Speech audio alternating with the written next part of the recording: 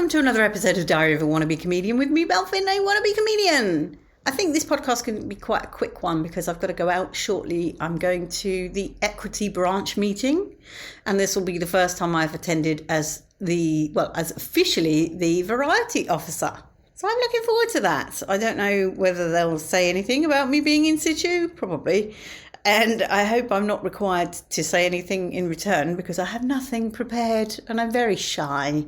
I'm a shy, retiring flower. Retiring? Anyway, moving on. I've just been to the cinema. I went to see, what did I go and see? Civil War? And it was quite full on. You know, it's one of those that had your heart rate going because there's lots of shooting and you come out with a bit of PTSD. And I don't really know how to describe it. It was kind of Wizard of Oz, but in a war zone. And yeah, it got me thinking.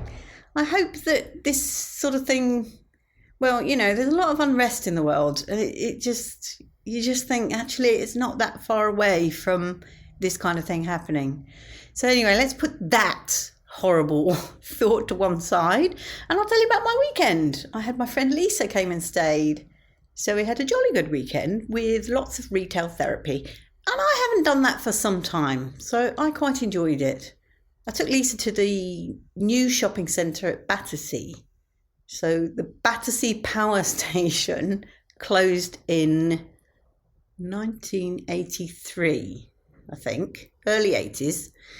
And it's been, well, they've been developing it for a decade now, but it was just left to rack and ruin for a long time. And now it's this fancy shopping centre. And when you go into it, it's just amazing to be in that building because I've seen it all my life. I mean, as a child, we had a school trip that took us to the Thames Barrier. I think every child in and around London has done that. And we went to see the Thames Barrier, and they also told us all about the Battersea Power Station. So I remember that. So it's been a big part of my life, and it's just really weird to actually go into the building. And they've kept a lot of the machinery as exhibits almost, and they've named areas of it, you know, control rooms. So it's really good. Worth a visit. Did you know, when it was a functioning power station, only 2 of the 4 chimneys actually worked. The other 2 were just for decoration. I say decoration, they were just there to balance the architecture and make it look good.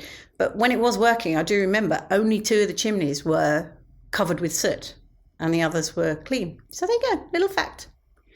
But we had an afternoon tea for Keith's birthday, which is coming up. So we did that yesterday. That was at the Bedford Hotel in Holborn.